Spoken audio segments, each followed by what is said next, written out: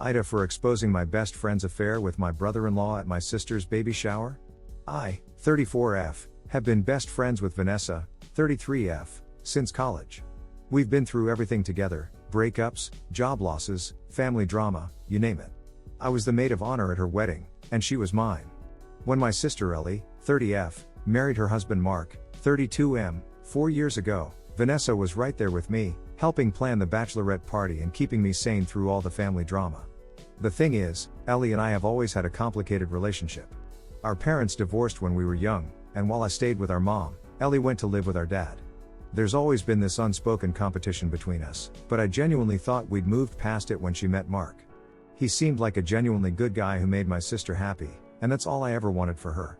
When Ellie announced her pregnancy 6 months ago, I was thrilled for her. She'd struggled with fertility issues for years, and this baby meant everything to her. I immediately offered to host her baby shower, wanting to show her how supportive I could be. I spent weeks planning every detail, the perfect venue, adorable decorations, thoughtful games, everything to make her day special. The day before the shower, I stopped by Vanessa's apartment to pick up the custom cake she'd ordered for the event. She wasn't answering her door, but we're close enough that I have a spare key, so I let myself in. "Vanessa?" I called out, setting my purse down on her kitchen counter. "It's just me. I'm here for the cake." The apartment seemed empty, but I heard faint noises coming from her bedroom. Thinking she might be on a work call, I headed toward the kitchen to check if the cake was in the fridge.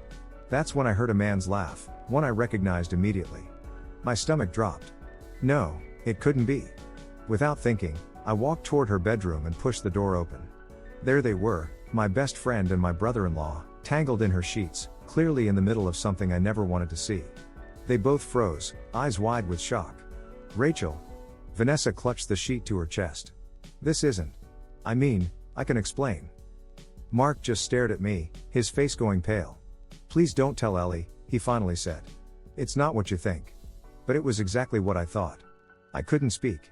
I just backed out of the room, grabbed my purse, and left, my hands shaking so badly I could barely get my car keys out. That night was torture. I kept picking up my phone to call Ellie, then putting it down again. What would this news do to her? To the baby? Was it my place to tell her? I barely slept, weighing my loyalty to my sister against the potential consequences of this revelation. The next morning, my phone was flooded with texts from both Vanessa and Mark, begging me to meet them before the shower to talk. Vanessa's messages were particularly desperate. "Please Rachel, it was a mistake. It only happened twice.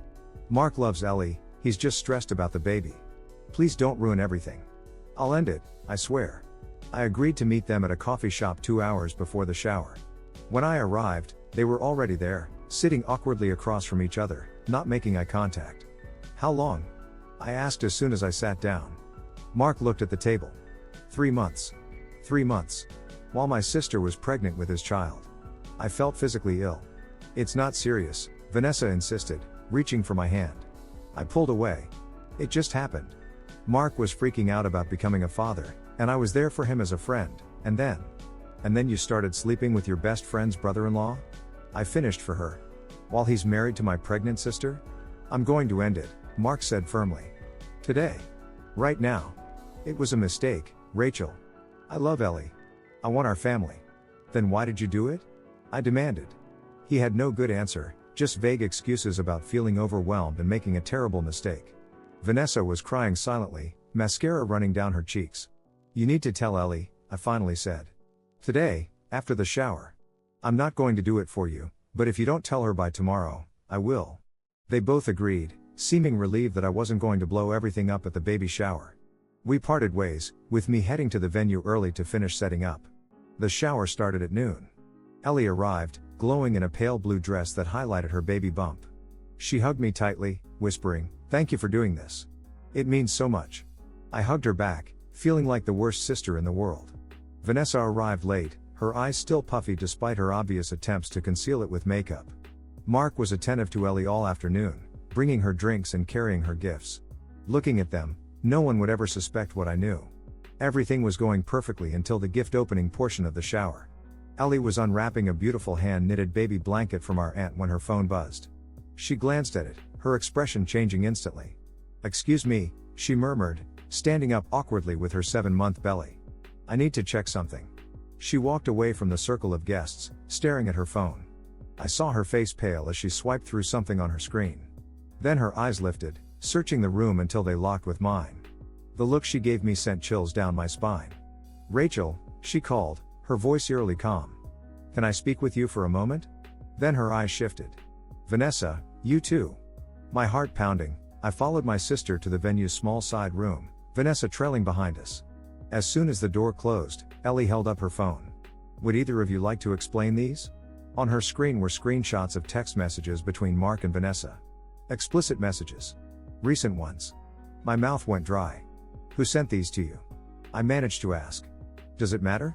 Ellie's voice was razor sharp. "Is it true?" Vanessa started crying. "Ellie, I'm so sorry. It was a mistake." "You knew," Ellie cut her off, turning to me. "You knew and you didn't tell me. You let me come here, sit in front of all our friends and family, while the two of you knew my husband was cheating on me with my supposed friend." "I just found out yesterday," I said desperately. "I made them promise to tell you after the shower. I didn't want to ruin today for you." "How considerate," Ellie said, her voice dripping with sarcasm. "So instead, I get to find out from an anonymous text in the middle of my own baby shower. Much better." At that moment, the door opened and Mark stepped in. "Ellie, what's going on?" "Your mom is asking for you." He stopped short when he saw her expression and the phone in her hand. "We're leaving," Ellie said to him, her voice shaking. "Now." Mark looked at the phone, then at Vanessa, then back at Ellie. "Babe, I can explain." "Don't," Ellie hissed. "Just get me out of here." She turned to me. "Finish the shower. Make excuses. Do whatever you want. You're good at that." Before I could respond, she pushed past me and out the door, leaving Mark to hurry after her. The side door to the venue slammed shut, and just like that, the guest of honor was gone. I stood there, shell-shocked, as Vanessa collapsed into a chair, sobbing. "What are we going to do?" she whispered. Part of me wanted to comfort her, but a bigger part was furious. "We? There is no we right now, Vanessa. You slept with my sister's husband." "I know," she wailed. "I'm a terrible person. I never meant for this to happen." I left her crying and went back to the party, where confused guests were starting to whisper among themselves. Ellie's mom approached me immediately. "Where's Ellie? Is everything okay?" I forced a smile. She wasn't feeling well, the baby was giving her some trouble. Mark took her home to rest. She asked us to continue without her. It was the lamest excuse ever, but what else could I say? I somehow made it through the next hour, opening gifts on Ellie's behalf, thanking everyone for coming, and trying to ignore the growing knot in my stomach. Vanessa had slipped out without saying goodbye. That night, I tried calling Ellie repeatedly, but she wouldn't answer. Mark didn't pick up either. I sent text after text, "Please talk to me. I'm so sorry. I only found out yesterday. I wanted to protect you." No response. The next morning, I woke up to a public Facebook post from Ellie. "To all who were at my baby shower yesterday, thank you for your gifts and well wishes. For those wondering why I left suddenly, ask my sister Rachel or my former friend Vanessa. They can explain how they've been covering up my husband's affair. #family betrayal." My phone exploded with notifications. Mutual friends texting in disbelief, relatives calling to demand explanations. I turned it off and fell back into bed, pulling the covers over my head. When I finally got the courage to check my phone again hours later, there was a text from Mark: "Ellie's staying at her mom's. She won't talk to me. This is all your fault. You should have kept your mouth shut." My fault? I called him immediately. "How dare you blame me for this?" I shouted when he answered. "You're the one who cheated on my pregnant sister." "I was going to end it," he said, his voice hoarse. "Yesterday. After the shower. But someone sent her those screenshots before I could. She thinks I've been lying to her our entire marriage. Haven't you?" I shot back. "It was just with Vanessa. And just these past few months. I made a mistake, Rachel. A horrible mistake. But I love Ellie. I want to make this right." I didn't know what to believe anymore. "Who sent the screenshots?" I asked. There was a long pause.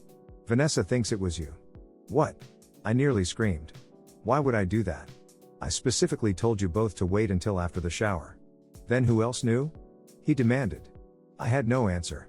We hung up with nothing resolved. That afternoon, I drove to Ellie's mom's house, determined to talk to my sister. Her mom answered the door with a cold stare. "She doesn't want to see you," she said. "Please," I begged. "5 minutes. I need to explain." "Explain what?"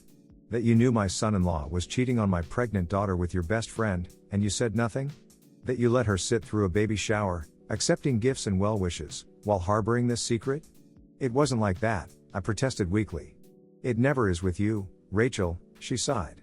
You always have an explanation, don't you? Just like when you borrowed Ellie's college fund for your gap year and promised to pay it back.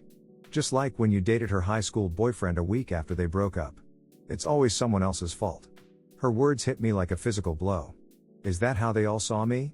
As the selfish sister who never took responsibility? I found out the day before the shower, I said, my voice breaking. I confronted them both. They promised to tell her after the event. I didn't want to ruin her special day. And yet, her mom said coldly, it was ruined anyway. She started to close the door. Go home, Rachel. Ellie will talk to you when she's ready. I put my foot in the door. Just tell her. Tell her I didn't send those screenshots. Please. I would never hurt her like that. Her mom's expression softened slightly. I'll tell her. But right now, she needs space from everyone involved in this mess. As I drove home, I couldn't stop thinking about who could have sent those screenshots. The only people who knew were me, Mark, and Vanessa. Unless one of them had confided in someone else? I called Vanessa, who answered on the first ring. Are you really telling people I sent those texts to Ellie? I demanded. I don't know what to think anymore, she said, sounding exhausted. Mark swears it wasn't him, and it obviously wasn't me. That only leaves you. Why would I do that after explicitly telling you both to wait until after the shower? It makes no sense. I don't know, Rachel, she snapped. Maybe you wanted to punish us both. Maybe you wanted to be the hero who exposed the affair. Or maybe you just couldn't stand seeing Ellie happy when you're still single after Jason left you. I gasped. That was a low blow, bringing up my ex who'd left me for his coworker last year. Forget it, I said. I thought 15 years of friendship meant something, but clearly I was wrong. Rachel, wait, she started, but I hung up. Update, 3 weeks later. The doctors managed to delay Ellie's labor, but she's still on strict bed rest. Mark took a leave of absence from work to care for her, which seems to be helping their relationship. I visit almost daily, bringing food, books, and gossip to keep her entertained. We've grown closer than we've been in years, ironically thanks to this whole mess. As for Vanessa, I've been ignoring her calls and texts. Last week, she showed up at my apartment unannounced, eyes red from crying. Please, Rachel, she begged when I opened the door. Just talk to me. I'm falling apart without you. Part of me wanted to slam the door in her face, but another part, the part that remembered 15 years of friendship, couldn't do it. I let her in. You look terrible, I said, noticing her unwashed hair and rumpled clothes. I haven't slept in days, she admitted, sitting on my couch. I lost my job. Apparently sleeping with a married man and causing a scene at his wife's baby shower constitutes unprofessional behavior that reflects poorly on the company. I didn't know whether to feel sorry for her or think she deserved it. What do you want from me, Vanessa? Forgiveness, she whispered. Understanding. Something other than this cold silence. You slept with my sister's husband, I said flatly. While she was pregnant. How am I supposed to understand that? She stared at her hands. I was lonely. After David left, I felt like I was broken, like no one would ever want me again. Mark was attentive. He listened to me complain about dating apps and bad first dates. He told me I was beautiful, smart, worthy of love. And somewhere along the line, comfort turned into something else. Did you love him? I asked, curious despite myself. No, she said immediately. It wasn't about love. It was about feeling wanted. And it didn't matter that he was married? To my sister? She flinched. Of course it mattered. I hated myself every time. But I kept going back because those moments were the only time I didn't feel completely worthless. She looked up at me, her eyes swimming with tears. I know it was unforgivable. I know I can never make it right. But I miss you, Rachel. You're the only person who's ever really known me. I sat down across from her, feeling exhausted. I miss you too, I admitted. But I don't know how to separate my best friend from the woman who betrayed my sister. Maybe you can't, she said softly. Maybe this is who I am now, a person who made a terrible mistake that hurt people she cares about. I have to live with that. But I'm trying to be better. How? I asked skeptically. Therapy, for one thing. Twice a week. She's helping me understand why I seek validation from unavailable men. And I'm moving. Got a job offer in Cincinnati. Fresh start. I felt a pang of unexpected sadness. You're leaving? It's for the best, she said. Mark and Ellie need space to heal their marriage. You need space from me. And I need to learn how to be alone without destroying someone else's relationship. We sat in silence for a while.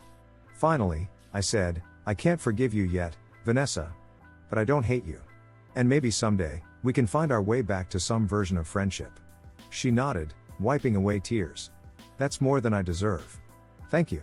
After she left, I cried for the first time since this whole mess began. I was mourning my friendship, my image of Vanessa, and perhaps some naive part of myself that believed the people I loved would never truly hurt me. The next day, I went to see Ellie as usual. Mark opened the door, looking tired but more at peace than I'd seen him since the shower. She's having a good day, he said as he let me in. The doctor visited this morning. Baby's heart rate is strong. That's great, I said, genuinely relieved. Despite everything, I was excited to be an aunt. As I headed toward Ellie's bedroom, Mark caught my arm. Rachel, wait. I need to tell you something. I tensed. What now? Vanessa came to see me yesterday, he said. She what?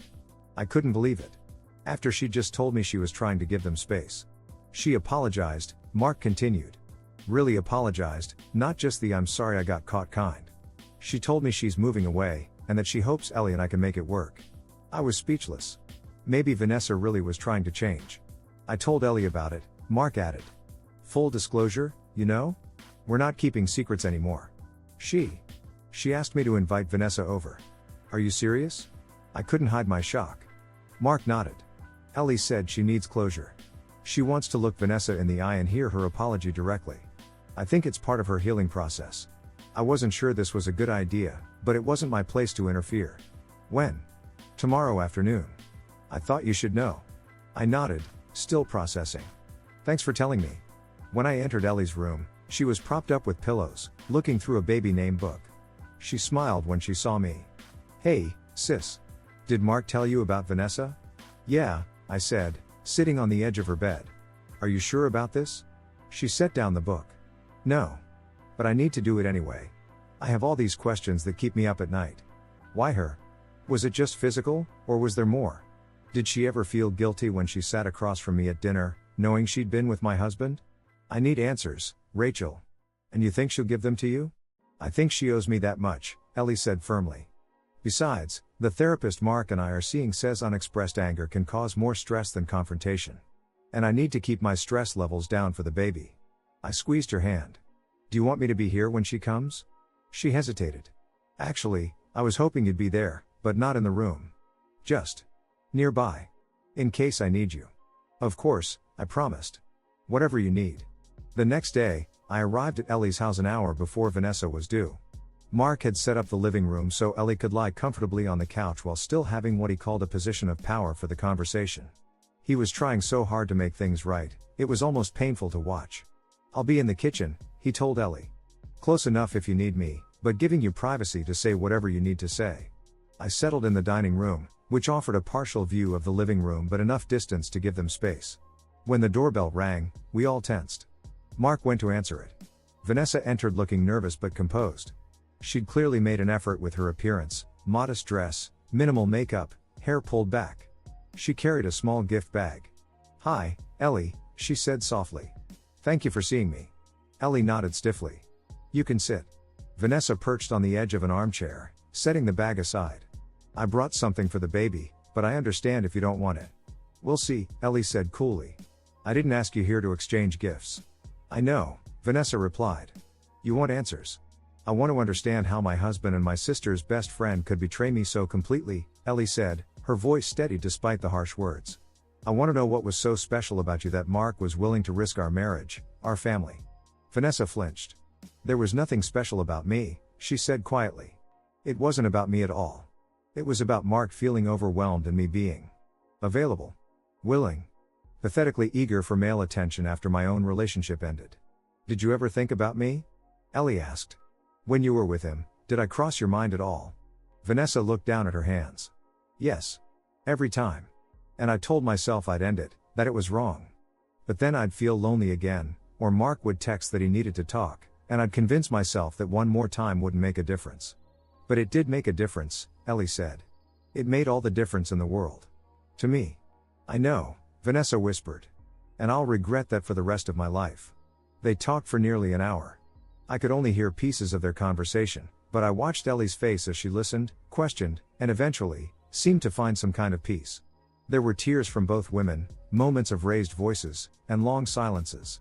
Finally, Ellie said loud enough for me to hear clearly, "I don't forgive you. I don't know if I ever will. But I appreciate your honesty today. And I hope you find whatever it is you're looking for in Cincinnati." Vanessa stood, wiping her eyes. "Thank you for listening. I know I don't deserve your time or attention." She gestured to the gift bag. "It's a music box. My grandmother gave me one when I was little. It always brought me comfort. But please, don't feel obligated to keep it." As she headed toward the door, she stopped when she saw me in the dining room. "Take care of them," she said softly. I nodded, not trusting myself to speak. After Vanessa left, I joined Ellie in the living room. Mark hovered in the doorway, uncertain. "You okay?" I asked her. She took a deep breath. "Actually, I think I am. For the first time since the shower, I feel like I can breathe. Like I'm not drowning in questions anymore." Mark approached cautiously. "Do you want me to get rid of the gift?" Ellie considered for a moment, then shook her head. "No. Keep it. Someday, we'll tell our daughter about the complicated people in her life. About how everyone makes mistakes, even terrible ones. And about forgiveness, how it's not an obligation, but a choice you make for your own peace." I looked at my sister with new admiration. She'd grown stronger through this ordeal in ways I never expected. That night, as I was leaving, Mark walked me to my car. "I never properly apologized to you," he said. "For what I did to Ellie, but also for trying to blame you when everything fell apart. That wasn't fair." "No, it wasn't," I agreed. "But I understand why you did it. Fear makes people lash out." He leaned against my car. "Do you think she'll ever really forgive me?" I considered the question carefully. "I think Ellie loves you, and she's committed to trying. The rest is up to you. Every day, you'll have to choose your marriage, choose her. It won't be easy, and it won't happen overnight. But if anyone can rebuild from this, it's my sister." He nodded, looking both grateful and terrified. "Thank you, Rachel. For being here for her. For not hating me, even though you have every right to. Don't thank me yet," I warned him. "If you ever hurt her again, I will personally ensure you regret it for the rest of your life." He almost smiled. "I believe you." As I drove home, I thought about forgiveness, how complicated it is, how necessary and yet how difficult. Ellie was finding her way toward forgiving Mark. I was beginning to consider forgiving Vanessa. But there was still one person I was struggling to forgive, myself. For not seeing what was happening right in front of me. For failing to protect my sister from this pain. For the small, shameful part of me that had always compared my life unfavorably to hers, and might have secretly felt a hint of satisfaction when her perfect facade cracked. Self-forgiveness, I was learning, might be the hardest kind of all. Final update, 2 months later. Baby Emma was born last week, 5 weeks early but healthy at 5 pounds, 4 ounces. Ellie came through the delivery like a champion, and watching Mark hold his daughter for the first time, tears streaming down his face as he promised to be a better man for her, made me believe that maybe, just maybe, they really could rebuild their marriage from the ashes. I was named godmother, which felt like both an honor and an olive branch from my sister. Our relationship has been healing, slowly but surely. We've had more honest conversations in the past 2 months than in our entire adult lives. Without the affair, as horrible as it was, we might never have broken through the walls of competition and resentment we'd built between us. As for Vanessa, she moved to Cincinnati as planned.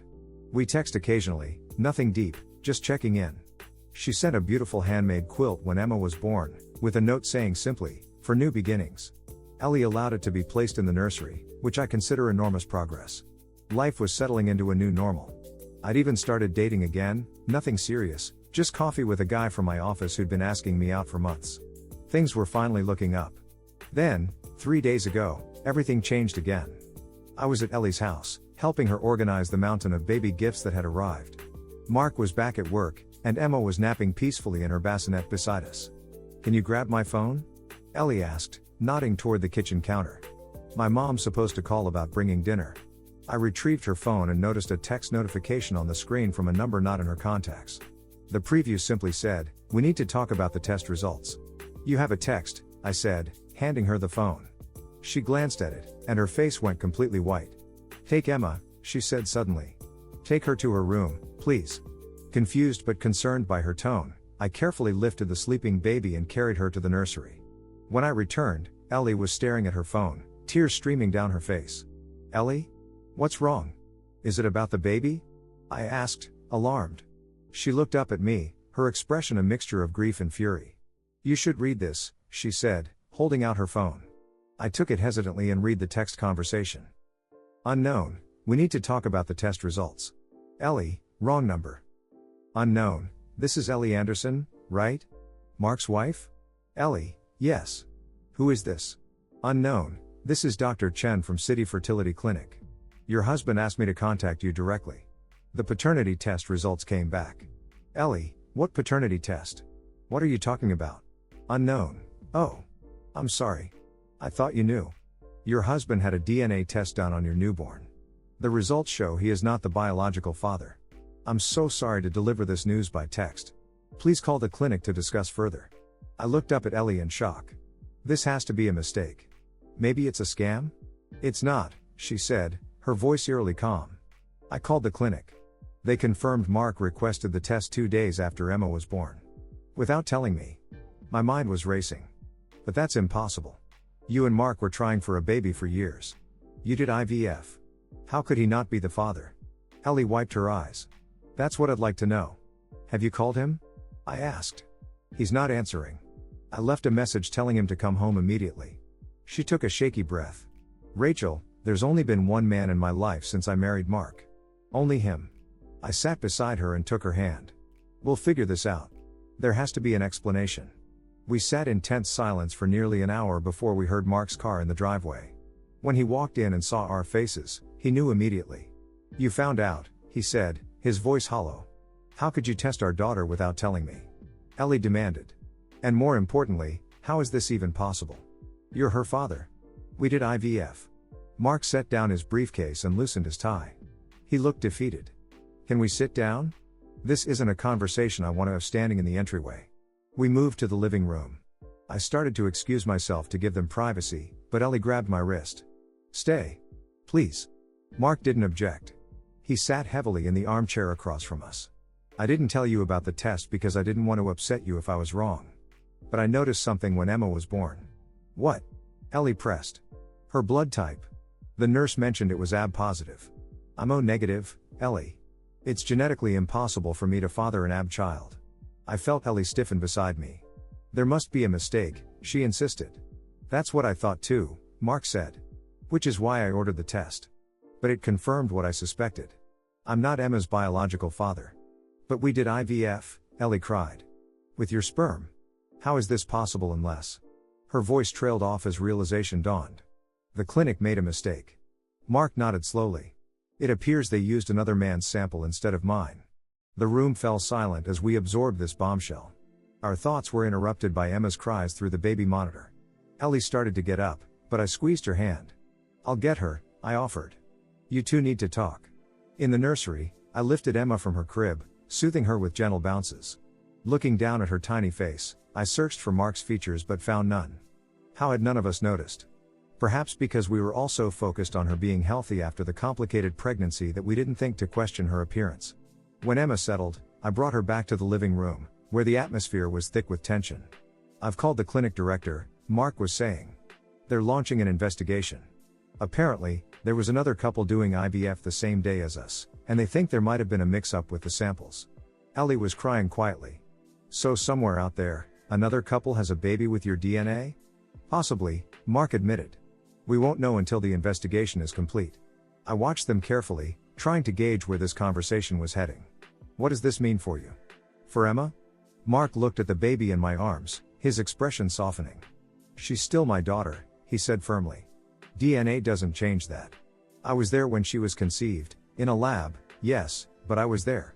I was there for every ultrasound, every kick, every hiccup. I held Ellie's hand through labor and delivery. Emma is mine in every way that matters. Relief washed over Ellie's face. You still want her? Want us? Of course I do, he said, moving to sit beside her. Ellie, after everything we've been through, the affair, the public humiliation, the difficult pregnancy, did you really think this would be what drives me away? She leaned into him, sobbing openly now. I don't know what to think anymore. It's just one blow after another. The clinic director said they've identified the other couple, Mark continued. They're reaching out to them today. We'll have to decide together how to handle this situation. I sat down, suddenly feeling like an intruder in this intensely private moment. Should I go? No, Ellie said quickly. You're family. We need you now more than ever. Family. Such a complicated word. Defined by blood for some, by choice for others. By secrets and betrayals and forgiveness. By who stands beside you when the world falls apart.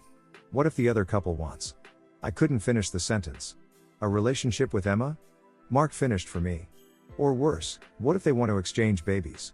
Return them to their rightful parents? He shook his head firmly. That's not happening. Emma is our daughter, period. But I'd be open to meeting them, letting the children know each other as they grow up. Like extended family. Ellie nodded slowly. I think I could handle that. As long as no one tries to take her from us. I handed Emma to Mark, who cradled her with such tenderness it brought tears to my eyes. Biology be damned, this man was her father in every way that mattered. The next day, we met with the clinic director, a grim-faced woman who apologized profusely for the catastrophic error in their lab. The other couple, Ryan and Mei Chen, had been notified and were equally shocked. They had a 3-month-old son, Lucas. We'd like to arrange a meeting, the director explained. If you're comfortable with that. Both families have expressed a desire to handle this situation with grace and mutual respect. We agreed to meet the following weekend at a neutral location, a private room at a local restaurant. The days leading up to it were tense. Ellie wavered between curiosity about the man who had unwittingly fathered her child and fear that the Kins might try to claim legal rights to Emma. When the day arrived, Mark was a pillar of strength, holding Ellie's hand firmly as we walked into the restaurant. The Kins were already there, a handsome Asian couple in their mid-30s, with a chubby-cheeked baby boy in a carrier. The introductions were awkward, to say the least. How do you greet the strangers who are biologically connected to your child? But as we talked, sharing our shock and confusion, something unexpected happened. We found common ground in our love for our children and our desire to do what was best for them, regardless of DNA. Ryan Chen held Emma carefully, examining her face with wonder. She has my mother's eyes, he said softly. Then, seeming to realize this might upset Ellie, he quickly added, but she looks so much like you around the mouth and chin. May smiled tearfully as Mark gently rocked Lucas. He has your smile, she told him. And that dimple. My family has been asking where it came from. We spent hours together, sharing photos and birth stories, discussing our hopes and fears. By the end of the meeting, we had agreed to regular get-togethers, not as replacement parents, but as a uniquely bonded extended family. Christmas cards would be exchanged. Birthday parties would include invitations. As the children grew older, they would know the truth, that they were loved by twice as many people because of a laboratory error. On the drive home, Ellie leaned her head against the window, watching Emma sleep in her car seat. It's strange, she said. 6 months ago, I thought my biggest problem was planning a baby shower. Then I discovered my husband was cheating with your best friend. Then I almost lost the baby. And now I find out my daughter isn't biologically Mark's. She laughed without humor. What's next? Alien abduction? Life does seem to be throwing curveballs at us lately, I agreed. But you know what's really strange? She continued. I'm actually grateful. Grateful? Mark echoed, surprised. If you hadn't cheated, Ellie explained, we wouldn't have gone to therapy. We wouldn't have learned how to communicate honestly. And when this DNA bombshell hit, we might not have survived it as a couple. But because we've already been through hell together, because we've already chosen to rebuild, this feels manageable. Mark reached over to squeeze her hand. Silver linings, huh? Something like that, she said. Plus, Emma got an extra set of people who will love her unconditionally. That can't be a bad thing. As I watched them from the back seat, this couple who had weathered infidelity, public humiliation, medical emergencies, and now a paternity revelation, I felt a new respect for the power of commitment. Not blind, unquestioning loyalty, but the hard-won decision to choose each other daily, despite having every reason to walk away. When we arrived at their house, Mark carried Emma inside while Ellie lingered behind with me. Thank you, she said, hugging me tightly. For everything. For being there even when I pushed you away. For speaking hard truths. For loving Emma. I hugged her back. That's what sisters are for. Not all sisters, she corrected me. Just the good ones. Like you. As I drove home that night, I thought about the strange, unpredictable path that had led us here. How secrets, once revealed, had ultimately brought healing. How betrayal had cleared away years of unspoken resentment between sisters. How a clinical error had expanded the definition of family. And I thought about my own part in this story, How close I'd come to keeping quiet about what I'd discovered. How tempted I'd been to protect my friend instead of my sister. How easily I could have made different choices at each turning point. The truth is, none of us are heroes or villains in this story. We're just people, flawed and complex, doing our best to love each other through impossible situations. Making mistakes. Earning forgiveness. Starting over. Family isn't just blood. It's not just DNA. It's who stands beside you when the truth comes out and the dust settles. It's who chooses to stay. So yes, Reddit, I exposed my best friend's affair with my brother-in-law at my sister's baby shower.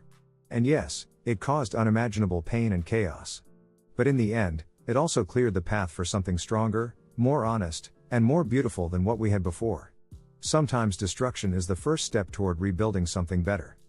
TLDR, I caught my best friend sleeping with my pregnant sister's husband, confronted them both, and they promised to come clean after the baby shower. Instead, someone sent screenshots to my sister during the shower, causing public humiliation. My sister went into early labor from stress, decided to give her husband another chance, and severed ties with my friend. Just when things were settling down, we discovered that due to a clinic error during IVF, my brother-in-law isn't actually the baby's biological father. Now we're navigating this new reality with the other family affected by the mix-up. Through all this chaos, my sister and I have rebuilt our relationship, and I've learned that family is about who chooses to stay when things fall apart. Edit, thank you all for the awards and support. To answer the most common questions. Yes, both couples are pursuing legal action against the fertility clinic. No, neither family wants to switch babies, everyone is bonding with the child they've raised. My ex-best friend is doing well in Cincinnati and we occasionally text. Time heals. My sister and her husband are doing marriage counseling 2x weekly and seem stronger than before. Baby Emma is thriving and absolutely gorgeous.